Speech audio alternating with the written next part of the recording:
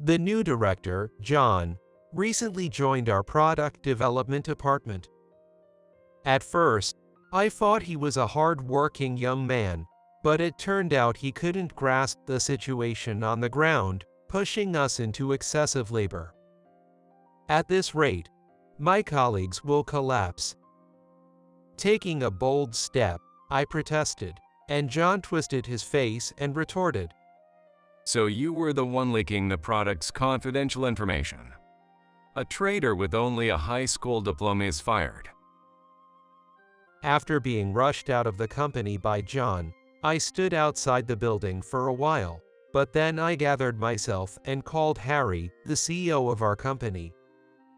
When I explained the situation, Harry gasped and pressed me for answers. What about the patents if you leave the company? The company will go bankrupt in a month without my patents, but since a high school dropout is useless, I guess you'll have to manage. Wait, Harry urgently called me to his office, wanting to speak in person. There, an unexpected person was waiting for me. My name is Tom Green. I'm a 32-year-old company employee. After graduating from high school, I immediately started working at a local factory. Because, ever since my father fell seriously ill and was hospitalized when I was in elementary school, my family has lived in poverty. I joined the local factory hoping to support my family financially, but it was a small factory and went bankrupt after 8 years. Feeling lost about what to do next, someone reached out to me.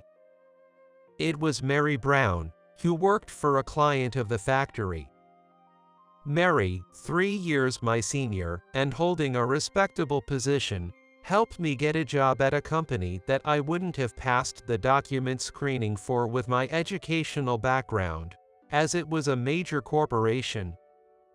Since then, I've worked hard for the past 9 years, grateful to her. I was always interested in creating new things, so I was happy to be assigned to the product development department. But initially, as a high school graduate and mid-career hire, I was anxious about fitting in with my highly educated colleagues at a large corporation. However, once I started working, I realized that in the field of product development, education and age didn't matter at all. As we discussed how to improve products, I naturally became part of the team, even though it was awkward at first. As I threw myself into product development, by the time our first product was completed, I found myself at the center of the team. From then on, as I worked tirelessly every day, I started to receive various consultations and began to take on more innovative and bold developments. With each passing day, our team's unity strengthened, and some of the products we developed became socially popular and turned into a series. Now, that series has become a flagship product supporting the company. As long as this series exists, the company's sales are said to be stable, and I finally felt the weight off my shoulders. Was this my way of repaying the company and Mary for their help? Thinking this, I felt proud and confident, backed by experience, as I devoted myself to work alongside my colleagues. Thus, our workplace became completely fulfilling, and we were leading satisfied daily lives, something we hadn't anticipated at all. Just one person has drastically changed the future of the company. That person is John Brown, who was newly appointed as the director of the development department due to a personnel change. John is just 30 years old, younger than me. He has never belonged to the development department, nor has any experience in development. The reason he became the director is because he's the son of the company's CEO. From what I've heard from my colleagues, It seems he's being rotated through all the departments to gain experience in preparation to eventually take over the company. He has worked in general affairs, sales, and now, it appears the development department is his next stop. Initially, we welcomed him, thinking the next CEO wanted to learn about the field work with his own eyes. But that illusion quickly shattered. Now that I'm here, I expect to see a significant increase in sales. The way things have been done up to now has been too soft, resulting in too much waste and failure. On his first day during the morning assembly, John declared this while crossing his arms in front of us. True to his word, from that day on, we were relentlessly pushed to develop products that seemed profitable. John had us create sales charts down to the penny to keep track of sales in real time. If we didn't meet the target amount he had set, he'd yell at us for not trying hard enough.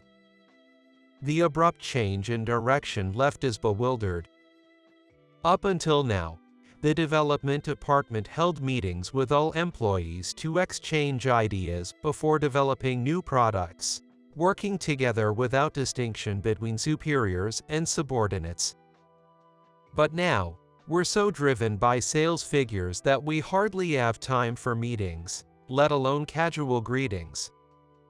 In just 1 month since John arrived, the development department has turned into a tense and stifling place. Seeing my colleagues' gloomy faces, I resolved to confront John and change the current situation. This is because both the senior employees and the younger staff were exhausted, barely managing to meet their daily quotas. It's hard to come up with good product ideas with a rigid mind.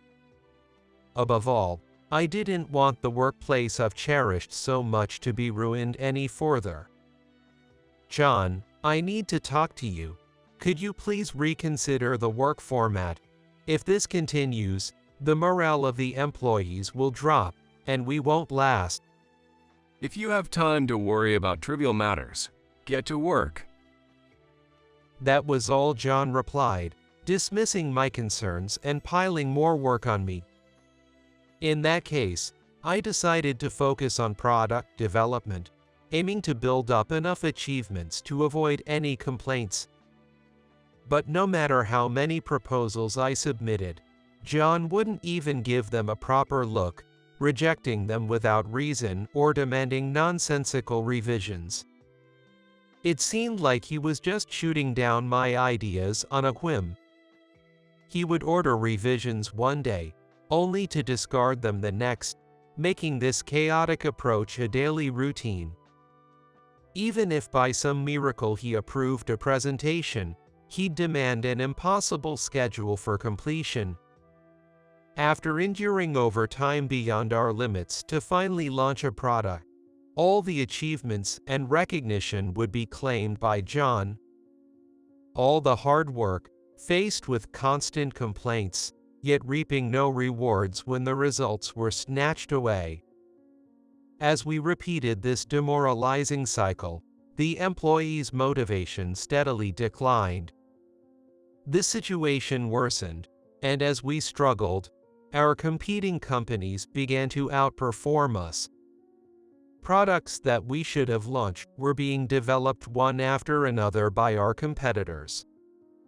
Among them were products strikingly similar to those John had criticized, launched by the competing company and achieving strong sales. Facing such irrational circumstances and a hopeless work environment, employees, especially the younger ones, started leaving the company one by one. Now, the only ones left are those who can't afford to quit because they have families to support. But far from being alarmed by this abnormal situation, John was convinced that employees who remained wouldn't easily leave, pushing an even harsher environment on us. Working till late night after night became the norm. Additionally, tasks that were originally supposed to be handled by John started being assigned to us as part of our job. As quitting time approached, John would arrogantly throw documents on my desk. Finish these documents too. The deadline is tomorrow morning. He commanded, then left us behind to clock out on time himself. In the end, we, the minimal staff left in the office, were forced to handle nearly twice the amount of work as before. I pleaded for at least hiring new employees to replace those who had resigned, but it was ultimately denied with the insistence that the work was still getting managed, so no new hires were necessary. Those who left were incompetent employees who couldn't even handle this level of work. You guys are capable, so you should naturally be able to handle this much. As rumored before, John had absolutely no experience working in the development department. Whether he was aware of it or not, he seemed to have no realization of the unreasonable demands he was placing on us. His poor instructions did not cease thereafter. We were worked like slaves every day, drained of the energy to even think of rebelling against the director. Seeing my colleagues' faces of despair, I reconsidered that this situation couldn't continue. Honestly, our skills in releasing hit products are quite high. We would be welcomed at any other company. I even considered resigning en masse and moving to a new company, but there was no guarantee of re-employment, and the concern for living expenses in the meantime was worrying. Moreover, voluntarily resigning meant a significant difference in the retirement benefits from the company, which was another issue. Furthermore, considering John's past behavior, it was unlikely he would let us go without a fuss. He would surely find ways to harass or obstruct us. Considering all this, I reluctantly concluded that staying at this workplace was the wiser choice. If we decided to stay, we should at least strive to improve the working environment. Resolved to make a stand, I steeled myself for a serious talk with John. Calling me out must mean you have something incredibly important to discuss. If you use this as an excuse to slack off, you won't get off easy. John, upon entering the conference room, plopped down heavily onto a chair, making no effort to conceal his displeasure. Even though he agreed to the discussion, given his demeanor, I had no idea how much of what I said he would actually take to heart. I'm not as free as you non-management employees. I have a meeting with an external party soon, so make it quick. Well, you have 3 minutes. He ordered from his high horse, but we were anything but free. On the contrary, due to John's demands, we were in a constant race against deadlines, barely managing to get any sleep. John, it's time to improve the working methods within the department. The way you're directing things is harming the company's profits. What are you talking about? I don't recall forcing anyone to do anything. He feigned ignorance with a nonchalant face, which made my blood boil. Continuing in this state, the employees couldn't possibly keep working. The company would collapse. Yet what was John thinking? We're all working overtime every day, reaching our limits. At least stop taking the credit for our work and recognize the employees' achievements. I pleaded, despite feeling a seething anger. I couldn't stand John's attitude, but I couldn't bear to see my exhausted colleagues anymore. However, all I got back was John's mocking laughter. You all chose to work here. The company pays you a salary for your labor. What's the problem? Everything is the problem. If this continues, all the employees will collapse. We've reached our limit. And hadn't you noticed we're being outperformed by our competitors? I tried my best to persuade John, showing him documents I had prepared. Recently, products very similar to the series our company had been releasing were all being developed by our competing company. Even after I showed John the document summarizing the fact, he didn't bat an eyelid. While our development team has been suffering under John's oppressive work environment, the competing company has been steadily increasing sales. It was impossible for him not to see the current state, yet John completely ignored my opinions. Your 3 minutes are up. He declared, ending the conversation and walking out of the meeting room, leaving me behind. I sighed deeply, left alone in the meeting room. It seemed the only option left was to take this matter to someone higher up.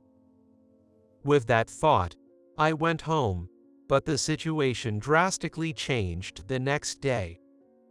The next morning, as I headed to work, pondering how to convey our troubles to the upper management, I noticed John unusually present early in the morning. Surprised, I saw him walk straight up to me with a beaming smile. Tom, you don't need to come to the office anymore. Shocked by his abrupt statement, I was at a loss for words. But John, looking pleased with himself, thrust some documents at me. In his hand was the comparison chart I had handed over in the meeting room the day before, comparing our company with the competing company. I thought it was strange that similar products were being released by our competing company. It turns out you were the one leaking the information, Tom. What are you talking about? I asked, completely confused by his accusation. Then John just smirked and announced, You leaked information. That's a serious betrayal to the company. You're a high school dropout, right? After all we've done to employ you, you repay us with betrayal. Being accused of something I had no memory of, all I could do was shake my head in denial. Stunned, John shot me a glare and spat out his words with a twisted scowl. Even though you're older than me, you're still just a non-management employee, harboring resentment against the company. To think someone with just a high school education should be grateful for the chance to work here, yet causes trouble for the company, is unbelievable. But even if you say that, trying to speak up, he rudely cut me off to enforce his point. Slow in your work and now betraying the company. A high school graduate like you is fired. Pack your things and leave before you get sued. Normally, even if he's my superior and the CEO's son, John shouldn't have the authority to fire me. But in that moment, shocked, my mind couldn't function, and I was hurried out of the office by John. Standing in front of the building for a while, it took me about 10 minutes to gradually comprehend the situation.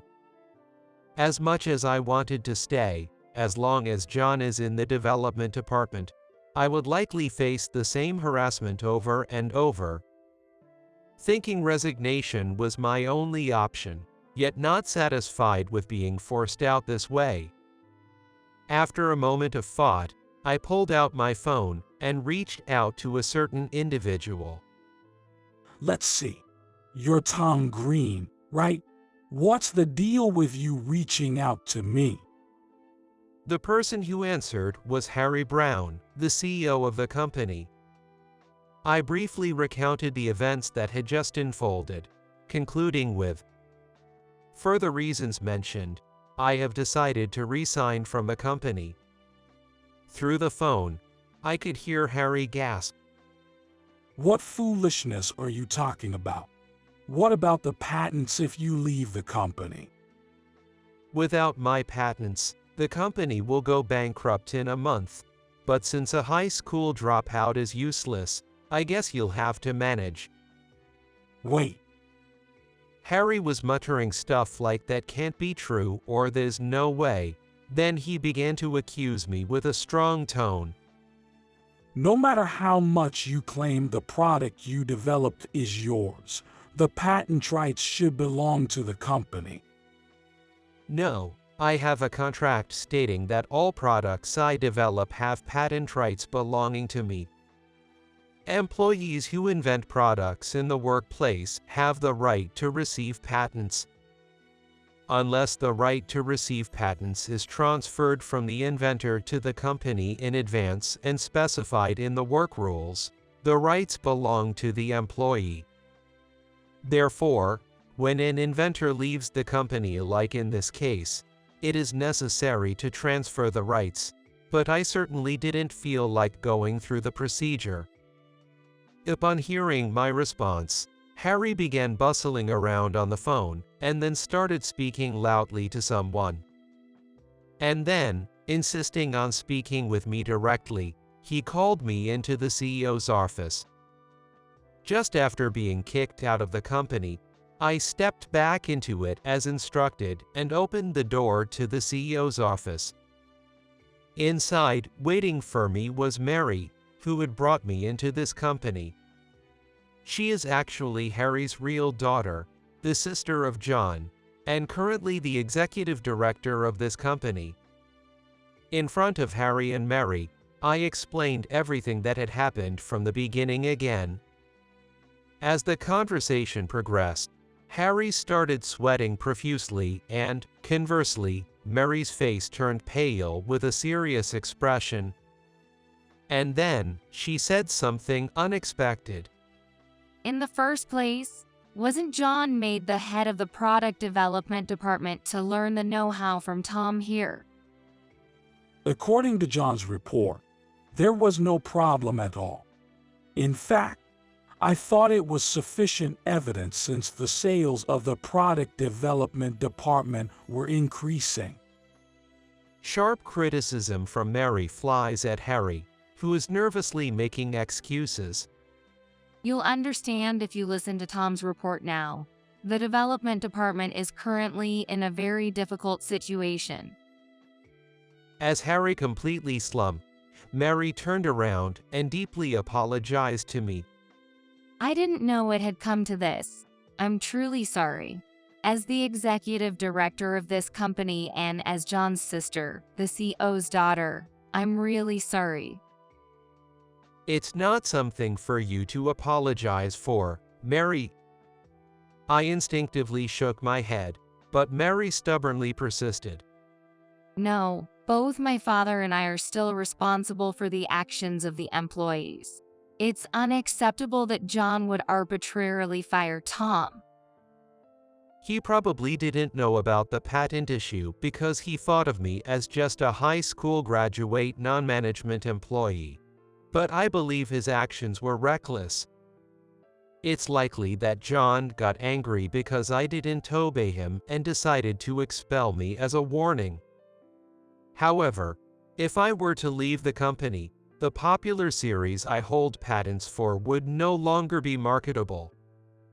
If that were to happen, the loss to this company, which lost its flagship product, would be immeasurable. As I pondered over this, Mary once again apologized to me. I'm truly sorry about what happened this time. Please, won't you stay with this company? So, does that mean I won't be fired? Just to make sure, when I asked, Mary let out a tired sigh. Originally, John had no right to fire Tom. Perhaps he misunderstood his position as the CEO's son. However, the situation took an unexpected turn afterwards. What was thought to be John's unilateral decision in this incident was later revealed to be an unbelievable situation through investigation. It turns out that John had been poached by a competing company and caused this trouble. Mary explained the situation in detail to me, as I couldn't believe that he, who was supposed to become the next CEO as the CEO's son, would do such a thing. I never imagined this. I had never even considered competing for the presidency. What do you mean? Apparently, Harry had decided to make Mary the next CEO at the same time as John's transfer. Mary, who has been working by the CEO's side for years and is currently the executive director of the company. So, Harry was preparing to appoint Mary as his successor, but John was not okay with that. John was resentful that Mary, his own sister, was expected to be the new CEO instead of him, setting aside the fact that he's the current CEO's own son. And then, it seems a competing company approached him, trying to poach him. I was told by them, if you'd rather work under your sister for life, you might as well just shut down the company. They even said they'd welcome me with open arms if I siphoned off talented personnel and potentially lucrative products. John confessed to such facts. To support that, it was revealed that former employees who had left the company had been scouted by the competing company almost immediately. In fact, many former employees are now working for the competing company. It was John who had been passing on the list of retirees and information to the competing company. So basically, John was connected to the competing company. That's probably why he didn't stop such reckless orders even when the development department was in such a tense atmosphere. Still, even if he's the CEO's son, it's too elaborate for John to have done it alone. Mary slowly nodded in agreement with my opinion. There are probably some people in the upper management who were involved as well, which I haven't been able to fully investigate. It's strange enough that, as the executive director, I had no idea about this situation at all. So, does that mean someone was hiding information along the way? Those who were connected to the competing company in the upper management must have been thinking of undermining the management whenever they had the chance. Expelling employees and leaking information to outsiders are serious breaches of trust towards the company and are unmistakable crimes. Even without that, John's actions can only be described as atrocious. I couldn't believe he would bankrupt the company just because he was excluded as a candidate for the next CEO. Perhaps if you had quit Tom, the plan would have been complete. So maybe they focused on you for harassment beyond John's expectations. But Tom has contributed a lot to this company more than John imagined. So are you saying he insisted on firing me on pretextual grounds because I didn't submit my resignation letter? Indeed, I was planning to submit my resignation letter. In that case, I would have left this company according to John's plan, under the guise of voluntary resignation. Tom holds the patents for our company's popular series. If you were to leave the company, the sales would plummet, and the damage would be immeasurable. Mary furrowed her brows and continued. It seems like the competing company were planning to approach you as soon as you left the company. They probably would have reached out within a week. I have no intention of accepting their offer. Frankly, I'm annoyed that they think I'd easily switch to a competing company. At least while I have Mary, my benefactor, around, I have no intention of letting the patent be used by another company. Those who plotted to make me leave couldn't understand such feelings, nor could they even imagine them. Mary's lips, which had been tightly sealed all along, finally curved into a relieved smile. I know Tom is a sincere person. Just to confirm again, I'm still allowed to stay in this company, right? When I asked, Mary's eyes widened in surprise. Of course. I won't allow Tom to be fired. Besides, neither a dismissal notice nor a resignation letter has been submitted. Finally, I let out a sigh of relief at Mary's words. Thank you for your continued support. The feeling is mutual. But first, we need to clean up the company. It's going to be quite an undertaking. Mary smiled gently, but her eyes were filled with determination. From there, things progressed rapidly. While John was in a good mood, thinking I had resigned, Mary gathered trustworthy employees and shared information. Meanwhile, John left the office as usual at the end of the day and went out for dinner. At the dinner, the upper management and employees from other companies who were planning to destroy our company were celebrating the success of their plan.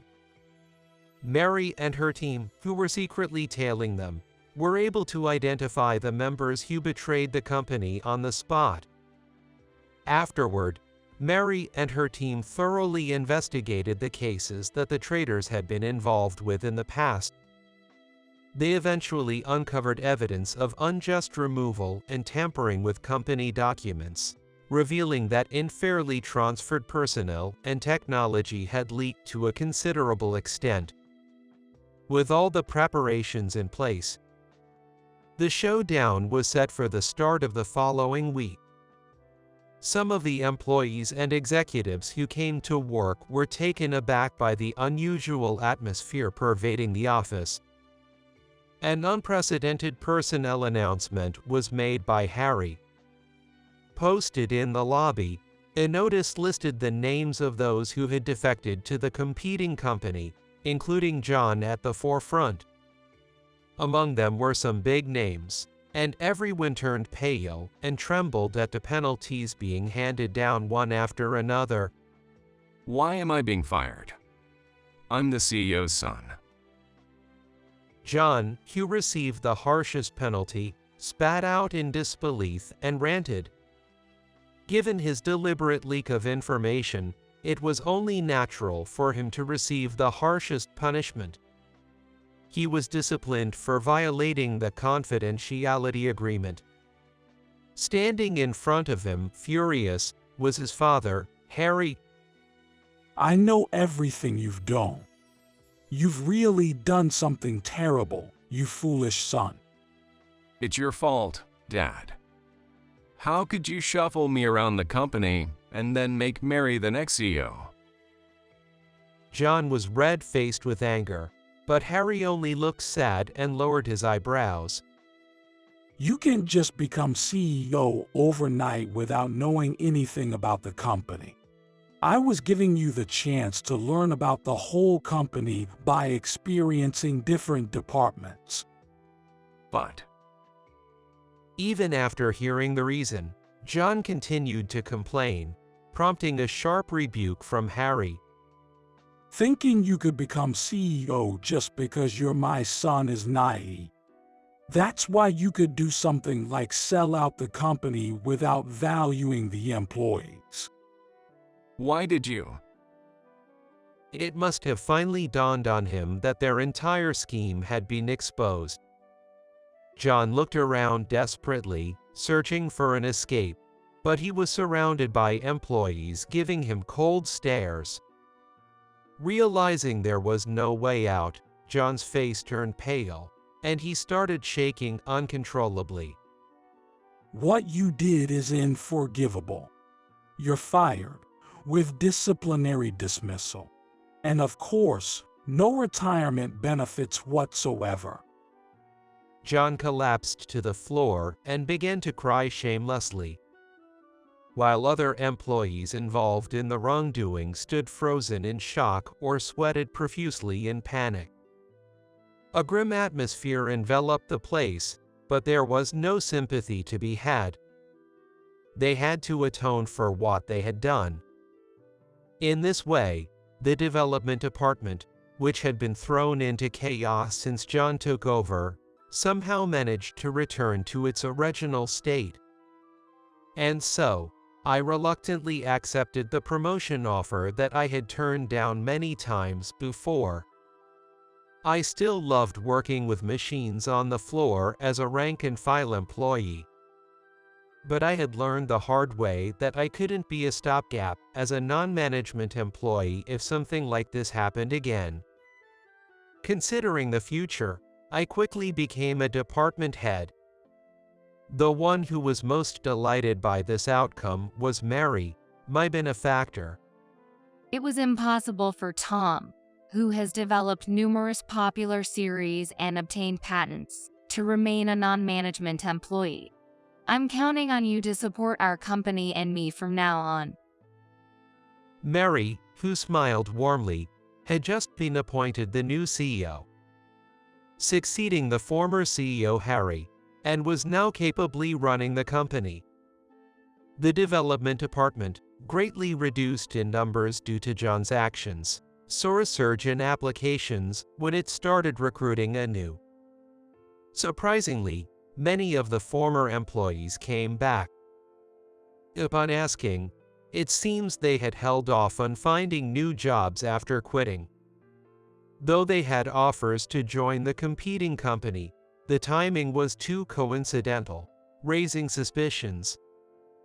Thanks to many talented employees returning, the development department quickly resumed its usual activities. As for John, he was indeed welcomed by the competing company as per the contract.